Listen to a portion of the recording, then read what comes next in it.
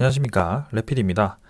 네, 이번 시간에는 주식을 매입을 했을 때 손절선은, 손절은 어디서 해야 되나?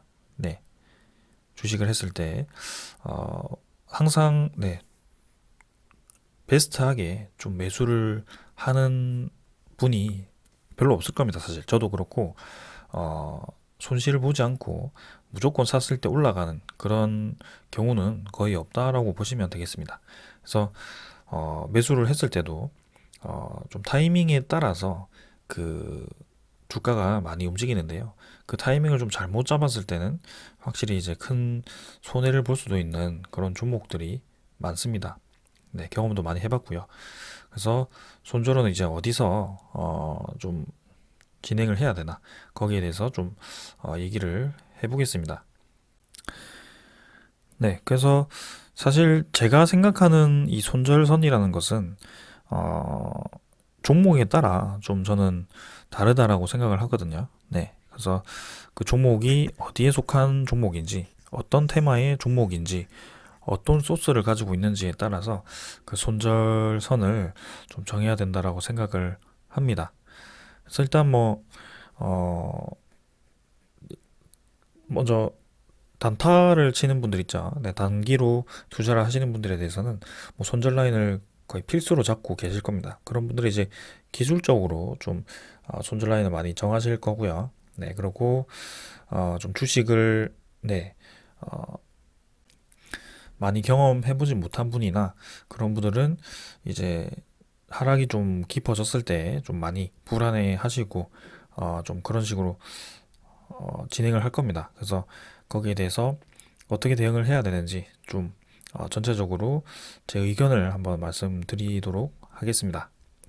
자, 일단 주식에서 테마가 죠. 네, 테마별로 제가 종목 위주로 중요하다라고 좀 말씀을 드렸는데 일단 뭐 이 테마에 대해서 한번 좀 볼까요? 네, 테마에 대해서 보게 되면 제가 평소에 자주 이용하는 이 카카오 어플이죠. 카카오 어플에 대해서 제가 이 테마별로 좀 정리를 많이 해놨습니다. 그래서 에너지 관련 종목, 그 다음에 파운드리 관련 종목. 이 종목은 제가 최근에 리뷰는 하지 않고 있어요. 그 다음에 반도체도 마찬가지고요. 그 다음에 원자력은 최근에 자주 하고 있고 진단키트와 바이오도 제가 진행을 하고 있지 않죠. 네. 그 다음에 부안주, 그 다음에 2차전지, 선박주, 항공주 이런 종목들이 있습니다. 우주산업, 뭐 올레드도 있고요. 뭐 윤석열 테마주, 대형주, 메타버스, 나노코박스 이거는 제가 이제 영상을 찍으면서 좀 만들었던 종목이기도 하고요. 이런 대선 테마주도 제가 좀 관심을 가져봤었는데 요거는 따로 여러분들께 언급은 드리진 않았습니다. 그래서 오늘 이런 종목들에 대해서 한번 나열을 좀 해보고자 하고요. 지금 보게 되면 여러 가지 테마가 있었죠. 그래서 딱 이제 나눴을 때, 그죠? 나눠보게 되면 이 테마 중에서도 성장, 제가 요새 강조하는 어, 성장 가치 기업들, 네, 이런 테마가 있고요. 그 다음에 정말 이제 뉴스로 오르는 뉴스 혹은 일회성의 어, 일회성 호재로 올라가는 그런 종목들이 있습니다. 여기에는 이제 성장 가치라고 한다면, 1번은 이제 반도체가 먼저 떠오르네요. 최근에. 네, 반도체가 먼저 떠오르고요. 그 다음에는 2차 전지가 떠오르고요. 세 번째는 이제 최근에 에너지 관련 종목들. 네. 그다음 네 번째도 한참 핫한 메타버스 관련 종목들이 있겠네요. 거기에 관련해서 메타버스 때문에 이제 디스플레이가 또 뜨면서 OLED가 뜨고 있고요. 뭐 그런 식으로 지금 진행이 좀 되고 있습니다. 이런 식으로 대충 얘기를 드린 거고요. 그 다음에는 뉴스. 이쪽 가치에는 이제 나중에 설명드리겠습니다. 네, 뉴스와 일회성으로 움직이는 종목들은 첫 번째는 아까 말씀드린 대선 테마주. 대선 테마주. 그 다음에 아, 사실 진단키트와 바이오 종목이 아, 네, 여기 다 포함되는 것은 아니지만 어느 정도는 성장 가치에 포함되는 종목들도 있지만 그래도 이 종목이 움직일 때 보면 이 뉴스와 일회성으로 움직이는 경우가 굉장히 큽니다. 그래서 사실은 진단키트 자체는 네, 어느 정도 이제 성장성으로 빼도 되겠지만 지금 이 뉴스에 따라 바이오 종목 특성에 따라서 좀 움직이는 과정이 컸기 때문에 여기에 넣어봤습니다. 근데 뭐 요 중에서도 안정적인 실적이 나오는 종목, 실적이 점점 증가하는 종목들은 아무래도 여기 포함이 되겠죠. 그래서 사실은 반반 정도이기 때문에 네, 일단은 여기에 넣겠습니다. 자, 그래서 제가 이렇게 나눈 이유가 있습니다. 이게 종목을 보았을 때 이 뉴스와 일회성에 대한 이 주가 상승에 대해서는 굉장히 조심을 해야 된다는 겁니다. 그래서 제가 손절을 얘기를 드릴 때는 이런 종목들에 대해서 손절을 많이 드리고 있고요. 그 다음에 세 번째를 적겠습니다. 이제 성장을 한다면, 네, 이제는 성장이 아니고 이제는 성장에서 수렴을 한다거나, 그죠? 수렴을 한다거나 아니면은 가치가 이제 하락을 한다는 거죠. 이런 종목들에 대해서는 제가 과감하게 이 손절 얘기를 좀 드리고 있습니다. 나머지 이런 성장주에 대해서는 꾸준히 이제 네, 결국에는 올라갈 수밖에 없는 종목들이기 때문에 네, 제 가치를 반영하게 된다면 올라가는 종목들이기 때문에 굳이 손절을 하지 않아도 됩니다. 그래서 뭐 그렇게 말씀을 드리고 있고요. 자, 그렇다면 이걸 지우고요. 네, 이거를 지우게 되면 자, 그러면 이제 종목을 직접 보면서 제가 좀 경험적인 얘기를 드리면서 좀 얘기를 드리겠습니다. 자, 일단 일회성에 대한 그런 종목들 중에 여러 가지가 있습니다. 일회성 첫 번째는 제가 아까 뭐라고 그랬죠? 테마주입니다. 대선 테마주. 네. 대선 테마는 뭐 여러분들이 관심 가지는 분들이 있으실지 모르겠지만 일단은 한번 보시면 차트만 보겠습니다. 간단하게. 네. 요런 대장주들 보게 되면 차트만 보게 되면 네. 기대감으로 올랐던 주식이 그 흔히 말해 선반영이 되었다라고 얘기를 많이 하죠. 이런 종목들에 대해서는. 그래서 이미 저점부터 해가지고 이렇게 크게 오른 종목입니다. 거기에 대해서 네, 뉴스가 나오게 되면 이제는 그때부터는 떨어지게 되는 그런 종목이 대부분입니다. 이런 종목들은. 그죠? 그래서 이번에도 네, 윤석열 후보가 그쪽 국민의힘 후보자로 지정이 되면서 그다음부터는 이렇게 지정이 되었음에도 불구하고 떨어지죠. 그래서 이런 걸 처음 겪는 분들에 대해서는 이게 왜 이렇게 떨어질까?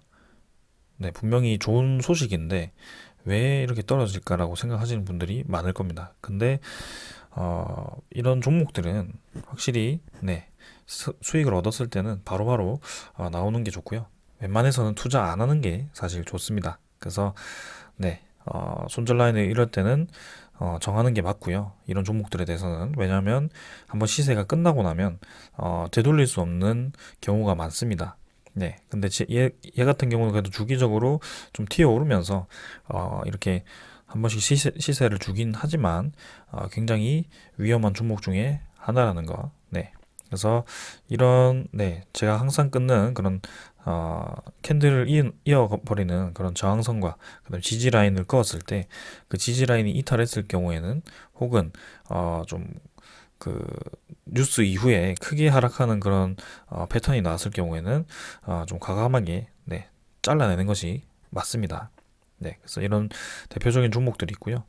이것도 마찬가지로 네, 경쟁에서 이제 밀리다 보면 이런 식으로 대응할 수 없는 큰 하락이 나와버립니다. 이렇게 그래서 이럴 때도 이 큰 하락이 나왔다라고 해서 버티면 안 됩니다. 네, 이런 거는 이미 좋지 않은 뉴스가 나왔을 때는 그때가 제일 빠르게 네, 매도할 수 있는 기회입니다. 네, 뭐 20, 30% 내린다고 해서 손절을 안 하면 안 됩니다. 왜냐하면 더 내려가거든요. 이거는 점점 이제 하락을 천천히 하면서 수렴을 하는 뭐 그렇게 진행이 될 겁니다. 그래서 이런 종목들 종목들이 또 한 번씩 보면은 외국인 투자자 지분이 한 번씩 이렇게 들어오거든요. 그럼 또 섣불리 이제 외국인 지분을 보고 반등을 하겠구나라고 생각을 하실 수도 있지만, 네, 이런 종목들은 결국에는 한번 털어먹고 또 이제 더 내리는 그런 상황이 오기 마련입니다. 그래서 이런 종목들 조심을 해야 되고요. 그죠? 그래서 두 번째는 제가 뭐라고 들었죠? 네, 두 번째는 바이오, 그 다음에 진단 키트. 네, 진단 키트 바이오 종목입니다. 근데 이 종목들에 대해서는 사실은 꾸준히 실적이 나오는 종목들은 좀 제외를 하겠습니다. 하지만 실적이 별로 없는데 뭐 전환사채라든지 아니면 뭐 그런 신주인수권을 통해서 돈을 메우고, 그다음에 유상증자를 통해서 돈을 메우고 이러는 기업들 있죠. 그런 기업들이 소스를 타고 많이 올라갑니다. 특히 이번에 증시 대상승을 할 때 가장 큰 수혜를 본 종목들이 많죠, 여기. 그래서 코로나에 대한 그 시장으로 아무래도 관심을 많이 받았던 종목들이 많은데요. 여기에 대해서 이 유동성까지 추가가 되니까, 네, 자금까지 이제 돈이 많이 풀리다 보니까 여기를 엄청나게 이제 들어가면서 많이 혜택을 봤던 종목들이 많습니다. 그래서 바이오 종목들 대표적으로 봤을 때는 제가 리뷰를 했던 종목들도 많습니다. 여기, 네, 진원생명과학 보게 되면요, 이 종목도 결국에는, 네, 어, 코로나 테마로 크게 올랐다가, 여튼 이제 코스프레이 관련해서 올랐다가 정말, 네, 이렇게 한없이 떨어지게 됩니다. 네, 정말 떨어질 때 한 6개월 정도를 지치지도 않고 이렇게 떨어지고요. 얘도 마찬가지 두 번째 상승 파동 이후에 이렇게 뭐 반짝 오르긴 했습니다만 결국에는, 네, 줄곧 지금 내리고 있는 그런 상황입니다. 그래서 이 진원생명과학 같은 경우는 사실은, 네, 그래서 이 소스가 다시 살아날 때마다 또 한 번씩 튕구는 그런 사이클이 있기 때문에 이런 종목들도 결국에는 뭐 좋은 움직임이 다시 돌아왔을 때, 코로나 테마가 살아날 때 또 이제 올라갈 확률이 있긴 합니다. 근데 이미 이제 여기서 잡고 이까지 다 내려오는 것은 정말 위험하죠. 그래서 요런 라인에서, 네, 혹은 네, 요런 라인에서 손절을 할 수 있는 그런 기회가 있습니다. 그런 기준선을 잘 보시고요. 계속해서 이 음봉이, 네, 대표적인 하락 추세가 자리를 잡지 못하고 계속해서 이런 식으로 매일매일 떨어집니다. 그리고 며칠 또 자리 잡는 척 하다가 또 떨어지고요. 이게 V자로 올라가거나 아니면 어느 정도 이제 거래량이 뭐 멈추면서 이런 식으로 오랫동안 기어야 되는데 계속해서 이렇게 눌리는 패턴이 나오고 21선을, 네, 넘지 못하는 그런 상황이 나오는데요. 지금은 한번 뭐 이슈로 인해서 잠깐 넘었다가 또 이렇게 하락하는 모습도 나왔었죠.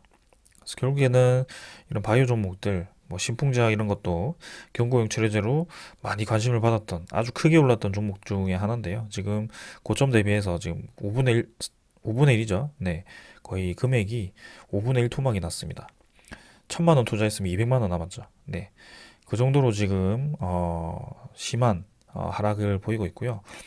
바닥 라인이 잡히는 듯 하면서도 추가적인 하락이 나왔죠. 그래서 이 바닥 라인을, 네, 오랫동안 다졌던 이 라인이 깨지면 이런 종목들은 과감하게 잘라야 됩니다. 네, 지금 요런 라인에서 깨졌을 때 62,000원이었습니다. 근데 이때만 잘랐더라도 지금 벌써, 네, 47,000원이라서 네, 만 원 이상을 또 추가 하락이 돼버린 거죠. 이런 식으로 돼버리면. 그래서 이런 바이오 종목들은, 네, 특히 꾸준히 좀 뭔가 받쳐주거나 아니면 신풍제약처럼 또 일회성의 그런 신약, 아니 그죠? 신약이라고 할까요? 아니면 치료제라고 할까요?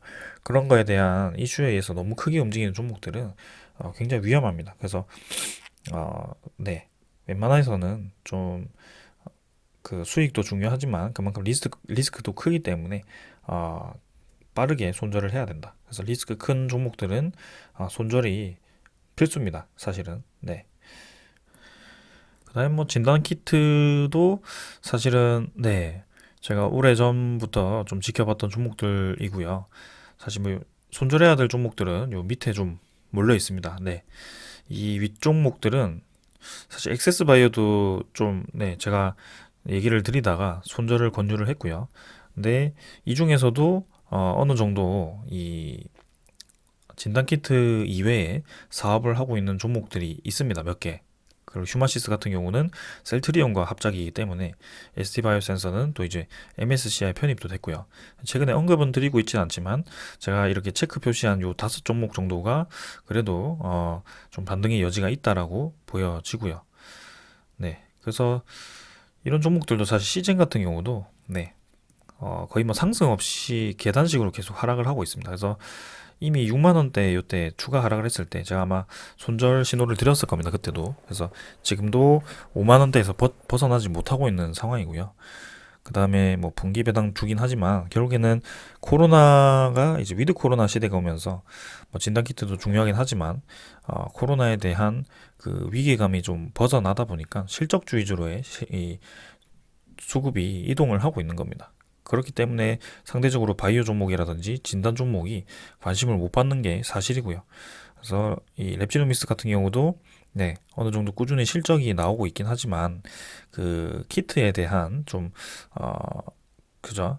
기대감이 이제 떨어지다 보니까 다 같이 그냥 하락을 했습니다. 그래서 이렇게 이제 한번 그 키트에 대한 시세가 꺼지고 나면 이제는 기업의 본연의 가치에 따라 움직여야 되고요. 거기에 대해서 소화 과정을 거치고 네, 이제 좀 네, 움직이지 않을까라는 생각입니다. 그래서 랩지노믹스 같은 경우도 새로운 암 진단 시장, 그래서 코로나 이외에 포스트 코로나를 가지고 있는 그 기술력이 있기 때문에 거기에 대해서도 기대를 해볼 만한 그런 기업이고요. SD바이오센스는 원체 네, 큰 기업이고 MSCI 편입 때문에 이번에 주가 상승이 좀 예상이 됩니다. 바이오니아는 네, 다들 뭐 아실지 모르겠지만 smRNA인가요? 네, IMRNA였나요? 그 이름이 용어가 잘 기억이 안 나는데 아무튼 좀 인공 혈액인가요? 네, 그쪽으로 해서 좀 투자도 많이 하고 유산균 쪽으로 해서 또 투자해가지고 바이오니아는 괜찮은 것 같습니다. 근데 그래도 이런 종목들에 대해서는 한번 시세가 끝나고 나면 네, 좀 과하게 오른 종목들 있죠. 이 오버슈팅이 나왔을 때 오버슈팅이 나온 이후에 이것도 중요한 얘기인데요. 오버슈팅이 나오고 그 슈팅이 꺾이고 재차 올라갈 때 그 벽이 이제 넘지 못했을 때 흔히 이제 쌍봉이라고 얘기를 합니다. 그때 그 하단 라인이 추가로 더 내렸을 때는 대부분이 이제 무너집니다. 왜냐하면 이 큰 상승분에 대해서 조정기가 이제 본격적으로 돌입을 한 거기 때문에 그래서 단기적으로 보시는 분들에 대해서는 이런 신호를 포착을 하셔서 미리 빠르게 잘라내는 것도 한 방법입니다. 그죠? 그래서 뭐 특히 바이오라든지 이런 진단에 대해서는 그렇게 접근을 하셔도 괜찮습니다. 네, 그래서 저는 과감하게 잘라내는 편이고요. 자, 이제는 뭐 에너지, 뭐 원전, 그다음에 반도체 아니면 뭐 2차 전지 이런 것들이 있는데 성장주들은 사실은 어, 그 성장에 대한 그 기대감이 꺼질 때까지는 계속 올라갈 수밖에 없습니다. 그래서 에코프로비엠도 MSCI 편입 이후에도 추가적으로 이렇게 더 큰 파동의 상승이 나왔고요. 최근에 제가 리뷰를 드리고 있는 LNF 같은 경우도 계속해서 관심을 받으면서 올라가고 있는 상황입니다. 그래서 이런 종목들은 사실 뭐 큰 기대가 꺼지기 전까지는 네, 손절할 필요도 없고 그런 라인 자체를 잡아가면서 보시면 되겠습니다. 그래서 어, 그 다음에는 이제 반도체 종목이라고 할까요? 어, 이게 성장주와 가치주가 그래도 손절을 해야 되냐 말아야 되냐 이런 고민을 많이 하실 겁니다. 이것도 그래서 뭐 테마주 그죠 바이오 테마 뭐 이 그다음에 대선 테마 뭐 이런 것들은 네 위험해서 리스크 관리 차원에서 손절을 하는 것은 알겠는데 그럼 내가 가치를 보고 그다음에 성장을 보고 투자를 한 종목에 대해서는 손절을 하는 것이 맞을까라는 이제 의문이 들죠. 자, 근데 그거는 이제 지금 제 생각을 말씀드리면 반반입니다. 그것도 네 반반이고요. 사실 제가 이제 삼성전자를 말씀을 좀 드리자면 삼성전자 같은 경우는 제가 요때 네, 여러분들께 정리를 좀 하라라고 말씀을 드렸을 겁니다. 이때. 네. 이때 정리를 하라고 말씀드렸고 7만 한 8천 원, 7천 원 정도, 네, 요 정도 수준에서 정리를 말씀드렸습니다. 그 이유는 일단 삼성전자 같은 경우는 굉장히 좋은 기업이고 큰 기업이고 성장하는 기업이 맞습니다만 그 사이클 자체가 너무나도 깁니다. 이 주기가 그죠? 주기 자체가 이제 한 2년에서 2년 정도라고 할까요? 네. 2년 정도마다 이제 반도체 사이클이 돌아오는데요. 그게 이제 정말 이제 잘못 들어가면 이 거의 2년 동안 돈이 묶여 있거나 주가 하락을 하는 고점 대비해서 하락을 해버리는 그런 상황이 도달을 해버립니다. 그래서 이 삼성전자 같은 경우도 제가 어느 정도 기술적으로 정리를 하라라고 말씀드린 이유도 그 이유 중에 하나고요. 뭐 이런 종목 뭐 사놓으면 오르겠지 라면서 매수를 해도 됩니다. 사실 뭐 지금 정도면 저는 어느 정도는 저점이 왔다라고 생각을 하지만 사실 더 메리트 있는 가격까지 오려면 저는 6만 원까지는 좀 와야 된다라고 생각해서 좀 기다리고 있긴 하지만 어, 이미 네 많이 하락을 했죠. 여기서부터. 그래서 이런 오랫동안 지지를 하던 라인이 무너졌을 때는 대형주도 특히 큰 사이클을 가지는 대형주는 돌아오기가 힘들 수도 있습니다. 그래서 저점을 점점 갱신하는 그런 상황이라면 증시 분위기가 좋지 않고 반도체에 대한 그 전망이 조금 꺾이는 상황이라면 네 그때는 이런 성장주들도 정리를 하는 게 맞죠. 네, 좀 근데 뭐 아주 초장기적으로 뭐 10년씩 투자하는 분들에 대해서는 사실 해당되는 얘기는 아닙니다. 네, 그런 얘기가 있고요. 그 다음에는 뭐 2차 전지 잘 가고 있고 항공주도 뭐 잘 가고 있고요. 메타버스가 지금 잘 가고 있는데요. 메타버스 뭐 위즈윅 스튜디오, 덱스터 이런 게 대장 준 것 같습니다. 근데 정말 네, 좀 어이없게 올라가긴 한데요. 네, 이 종목도 한번 다루려고 하다가 다루진 않았었는데 정말 너무 많이 올랐습니다. 네, 일단 메타버스에 대한 기대감이 큰 것 같고요. 네, 위즈익 스튜디오. 근데 사실 그 기대감만으로 이렇게 상승을 해버렸거든요. 위즈익 스튜디오가. 그래서 사실 실적 자체가 지금 뭐 당장 그렇게 잘 나오는 기업은 아닌데 가치가 엄청나게 빠르게 반영이 되고 있고 수급이 지금 계속 물리고 있는 상황이죠. 네.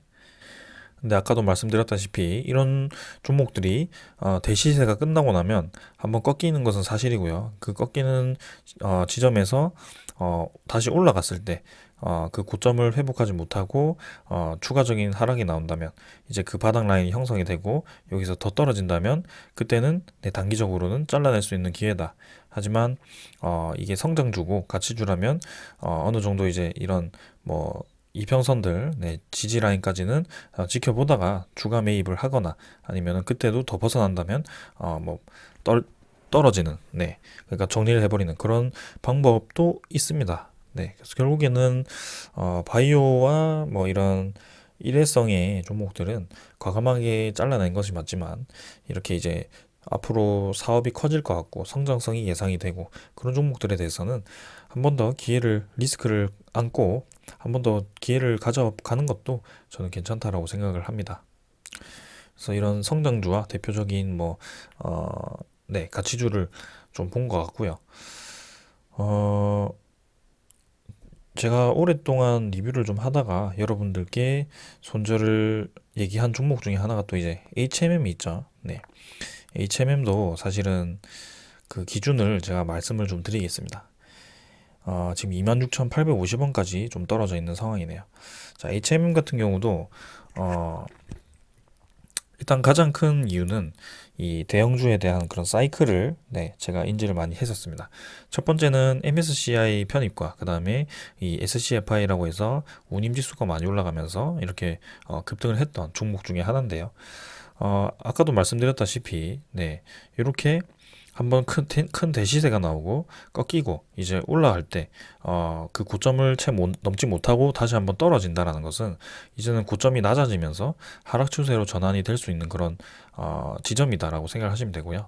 이 라인 자체를 이제 형성을 했죠. 그래서 이 형성한 라인을 사실 여기서 깼습니다. 그래서 어, 기준이 맞다면 여기서 정리를 했어도 됐지만 HMM 자체가 워낙 실적이 잘 나오는 기업이었고 그 다음에 SCFI가 이때만 해도 이제 계속 올라가는 추세였습니다. 네, 아주 가파르게 올라가는 추세였는데요.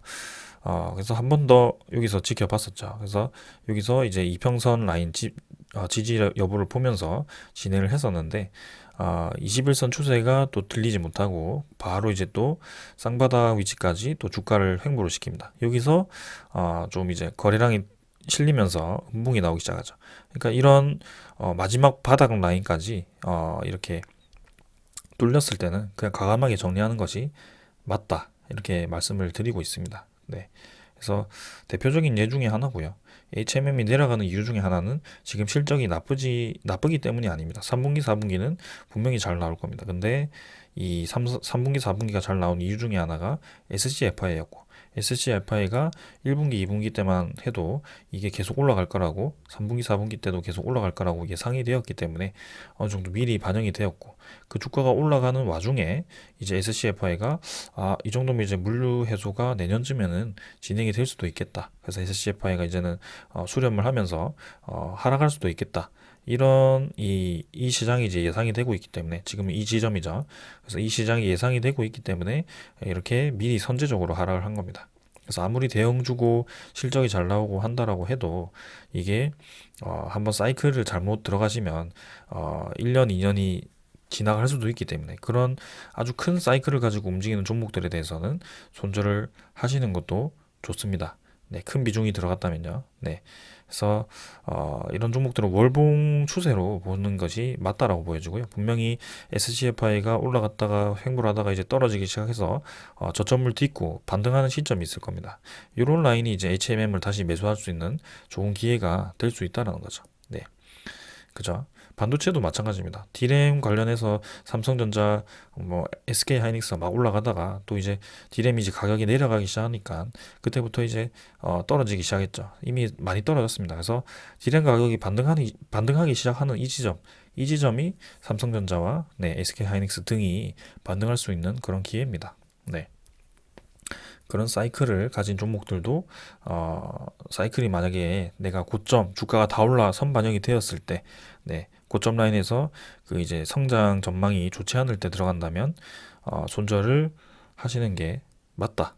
한편으로는 아니면 한편으로는 뭐 저점 올 때까지 기다렸다가 추가 매입을 해서 단가를 낮추고 결국엔 버티면 오르니까 이런 마인드도 있습니다. 뭐 무손절 투자법이죠, 그런 거는. 네. 뭐 그렇게 진행을 하셔도 되고요. 그래서 여러 가지 뭐 투자법이 있는데 이런 식으로 좀 네, 케이스별로 좀 말씀을 드려봤습니다. 그래서 지금 제가 뭐 따로 자료를 준비하지 않고 좀 두서없이 얘기를 드린 것 같은데 간략하게 정리하고 넘어가겠습니다. 일단 네, 첫 번째 제목이 이거였죠. 손절을 어떻게 해야 되나? 이거였나요? 네. 무슨 종목을 어떻게 진행을 해야 되나 뭐 이렇게 말씀을 드리겠습니다. 그래서 첫 번째는 일단 리스크가 큰 종목들, 리스크가 크기 위해서는 실적이 뭐 불안정하죠. 일단 실적이 불안정하고 네, 그 다음에는 좀 일회성의 소재로 주가가 많이 반영되어 있는 온라인 움직이는 애들, 그런 종목들은 네, 리스크 관리 차원에서 손절을 만약에 그 기준선, 네, 그죠?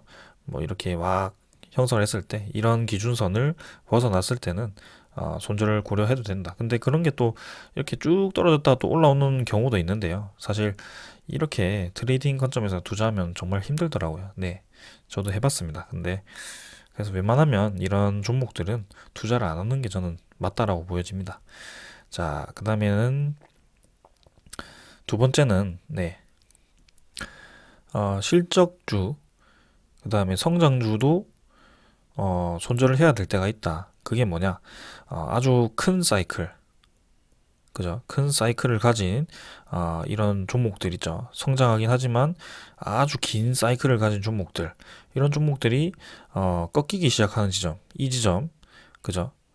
손절을 뭐 여기서 하시면 안 됩니다. 이거는 이제 거의 다 내려왔기 때문에 이제는 여기서 뭐 추가로 매수해서 어떻게 단가를 이제 회복을 해야지라는 생각을 해야 되고요.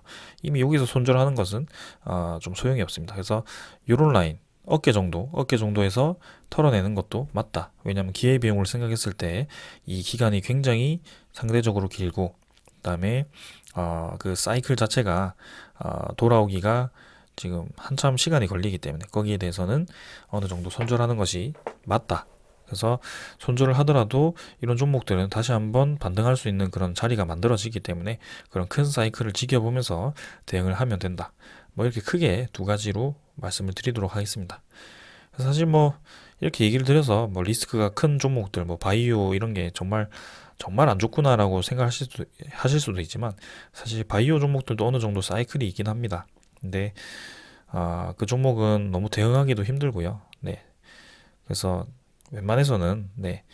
많이 하신 분들이 좀 투자를 하시고 거기에 대해서는 네, 어느 정도 사이클은 분명히 이런 우량주를 하거나 성장주를 하시다 보면 느낌이 오실 겁니다. 네, 거기에 대해서는 바이오 종목들은 그냥 자유롭게 하시길 바라겠고요. 저는 공개적으로는 좀 우량주 위주, 가치주 위주로만 좀 투자를 해보려고 합니다. 이제 네. 자, 그래서 이렇게 좀 길게 말씀을 드렸고요. 네, 주식 투자에 있어서 좀 어쩌면 이제 굉장히 필요한 이 항목이라고 할까요? 항목 중에 하나가 리스크 관리라고 저는 생각을 합니다. 버는 것도 중요하지만 반대로 잃는 것을 방어를 할 줄 아는 사람이 돈을 지킬 줄 안다라고 생각을 하고요. 많이 벌어도 그게 리스크 관리가 안 되는 순간 그만큼 잃거나 아니면 추가적으로 더 잃을 수 있습니다. 네.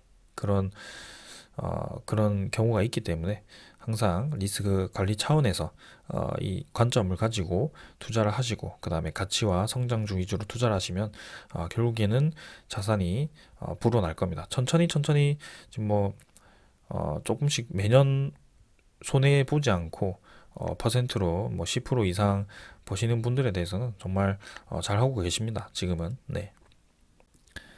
그래서 손실 보지 않는 투자가 마음이 편하고요. 네. 투자를 함에 있어서 좀 여유롭게 할 수 있습니다. 페이스에 맞춰서요. 네, 그렇게 말씀을 드리고 마치도록 하겠습니다. 자, 다음 영상 때는 또 뭐 다른 주제를 가져와 볼 텐데요. 한번 생각나는 대로 여러분들께 정리를 한번 드리도록 하겠습니다. 자, 오늘 여기까지 하겠습니다. 감사합니다.